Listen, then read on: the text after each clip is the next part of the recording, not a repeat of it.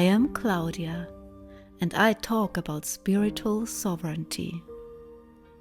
My experience is that there is a wisdom deeply ingrained in our body and soul, which connects us with the transcendent and which guides us from within. I will tell about my journey, and I will give you keys for your own spiritual sovereignty. I look back at many years of experience in the spiritual scene. I grew up in a surrounding which was a mix of liberal Catholic and agnostic. As a child, I liked the traditional seasonal feasts. I loved fantasy novels, hiking, skiing, being in nature. I was a quite happy child. When we moved from the countryside to Vienna, I had my first phase of feeling estranged. Something was off. Later in my 20s and early 30s, I had a quarter-life crisis. I felt that there must be something deeper and more meaningful in life than being stuck in a hamster wheel of activities some questionable societal norms tell us. Living in a big city made me feel sad and stressed. My soul couldn't breathe. And so, my journey of individuation and self-discovery began. Step by step, I got rid of things which didn't resonate with my inner being, in search for a lifestyle which makes me feel deeply alive. I read spiritual books, I traveled, I got to know different cultures. I connected with nature, and I got in flow states when I was in the forest, whizzing down the mountain on skis, diving into the ocean, embracing my raw, sensual being. After suffering from preliminary stage cancer, my inner journey deepened and intensified. I consciously explored my sexual depths, my submissive side, because I knew that I would find a connection with spiritual devotion and mysticism. You know, when you get a glimpse on death, you realize how short a life is, and that you should better not waste time with meaningless things and expectations from society.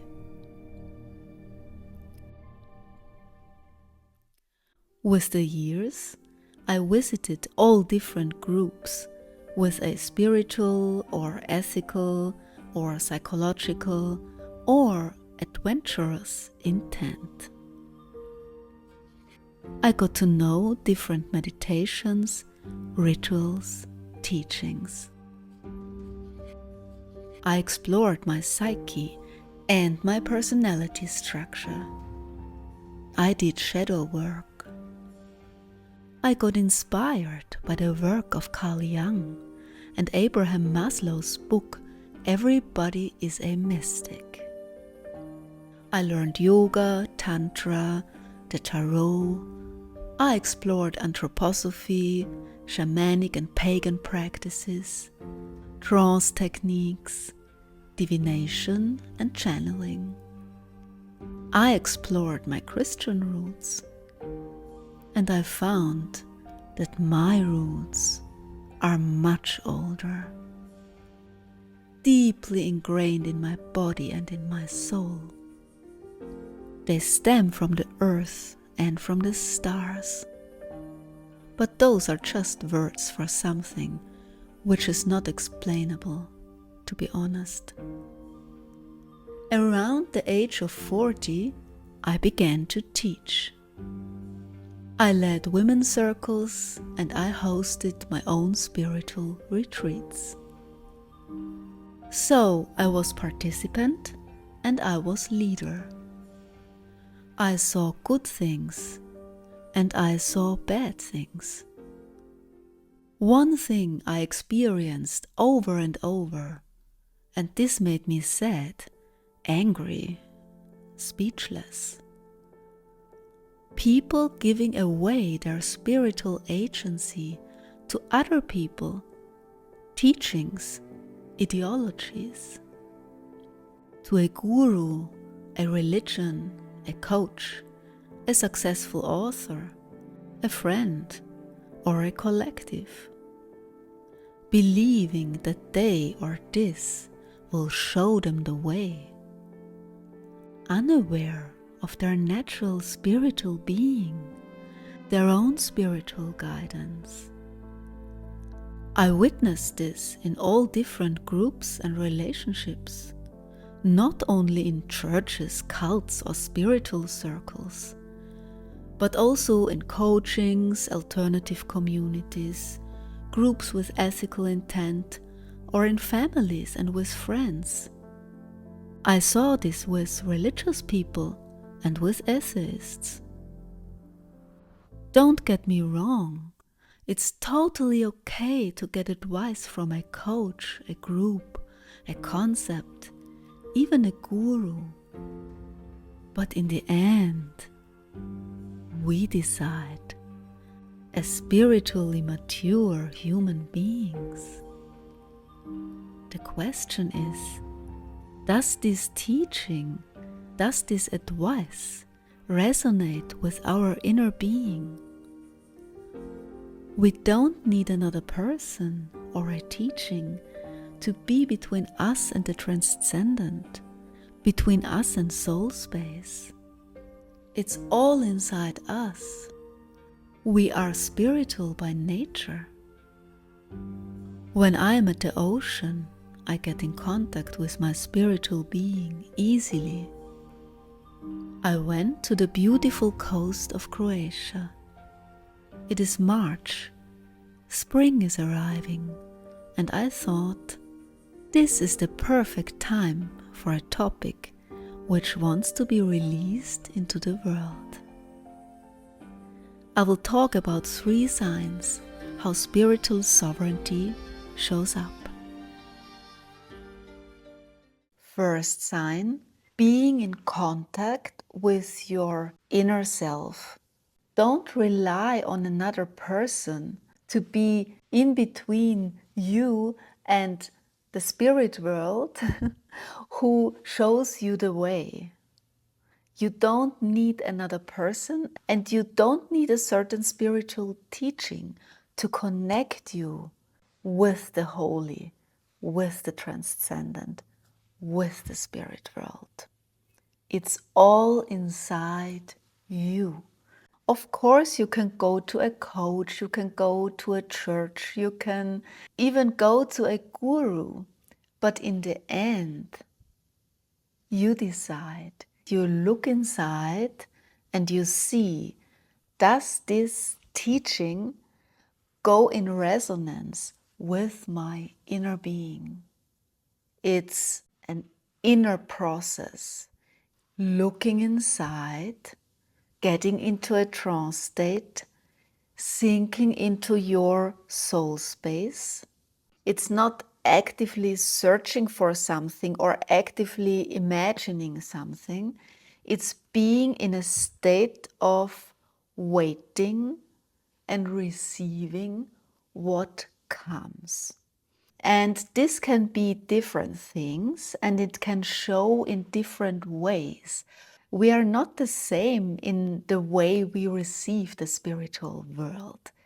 Listen to your inner voice. Maybe you see inner pictures, or you can be in contact with meaning. You can watch your dreams. You can receive visions. You can be in a rhythm. You can listen to the rhythm of a drum and then get into a trance state and receive. Or you can pray. You can pray to your God, and you can get in contact with your spirit guide, with your spirit animals. There are so many ways you can be in contact with your inner self, with your soul space, with the transcendent.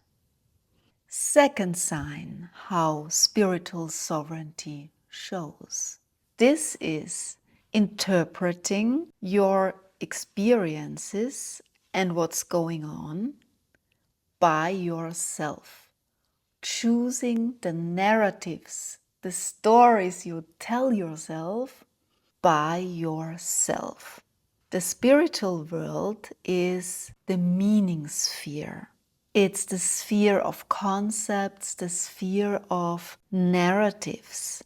It's about the deeper meaning of things, the deeper meaning of your experiences. It's the stories about life and death. It's the stories about meaningful relationships. It's the stories about a meaningful life. It's about good and bad. It's about love and life after death. This can show in religious narratives, for example. The Holy Bible is the biggest spiritual narrative we know. But it can also show in the story you tell yourself about your relationship with your husband or with a friend. I've been to a women's group, and one woman had problems in the relationship with her husband, and the other women in the group told her, oh, it means this, it means that, and he's not in love with you anymore, and he's an evil narcissist. Or, oh, maybe it's your fault, maybe you should do this and that. Yeah, so it's those stories we tell each other.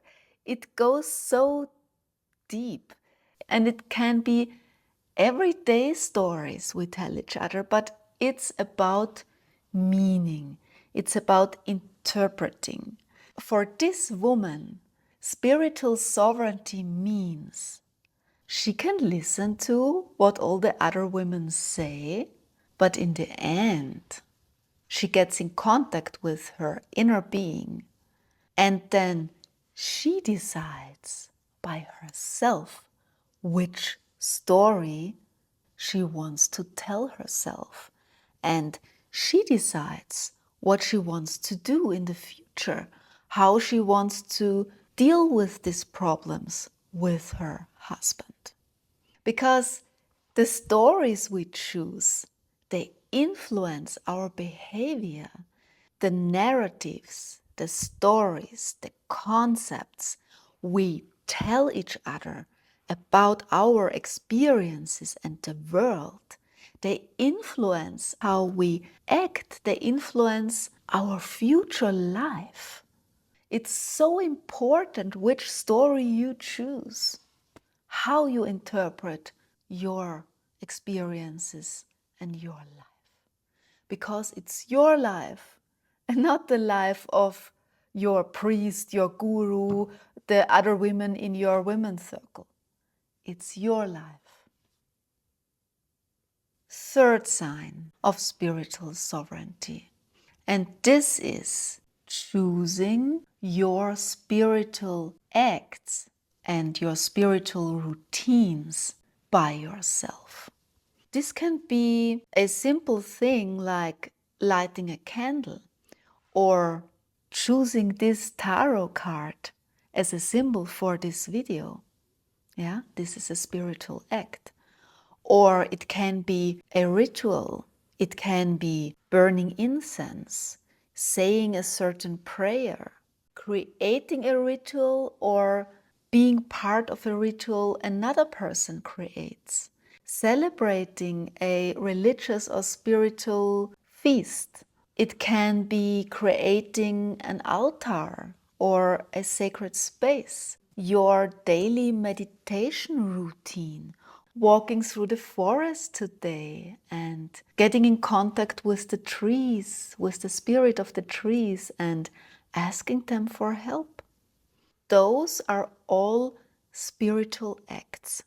Spiritual sovereignty means that you decide by yourself which spiritual acts and which spiritual routines or traditions you follow. You can try out things and then you'll see what goes in resonance with your inner being. If you choose one spiritual act, it means that today this might be the right thing for you, but maybe tomorrow you choose another spiritual act. I don't use tarot cards every day. Some days I go to church and light a candle in front of Virgin Mary, for example. Or some other days I do an active meditation with dancing and music. So I want to encourage you to be a bit flexible and open-minded, or you can have your main religion. Maybe you are Christian, but you also attend yoga classes and you can also burn incense and create your own altar with a tarot card. And you can also go to the forest and talk to the trees. And at the end, I usually talk about the symbol of this video, the tarot card, the sun. And the sun is the perfect tarot card for spiritual sovereignty. It symbolizes your own inner light, which guides you. The sun stands for your mature inner self, which can make autonomous decisions. And in the middle there is a rose. In the middle of the sun there is a rose. And the rose is about awareness. It's about insight and consciousness, grasping the essential. What's the core of things? You are aware of the core. What's the core of a concept? What's the core of a religion? What's the core of a spiritual method? You are the light of the world. Every one of us is the light of the world. Value yourself. Value your own spiritual being. And be aware of this tremendous value inside yourself.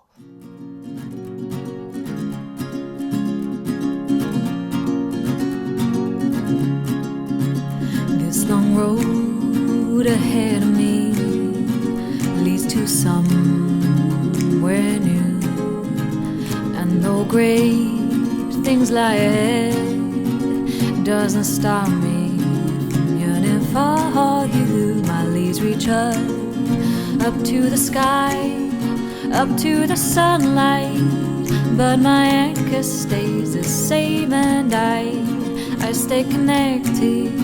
I feel the pull. Oh darling, if I ask you please, won't you take me home? Won't you take me home?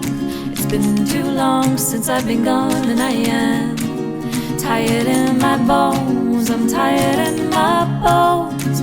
I don't know how to carry on, so won't you take me home? Won't you take me home? When I've been away a while, know you're in my thoughts. When my body's somewhere else, know my heart is entirely yours.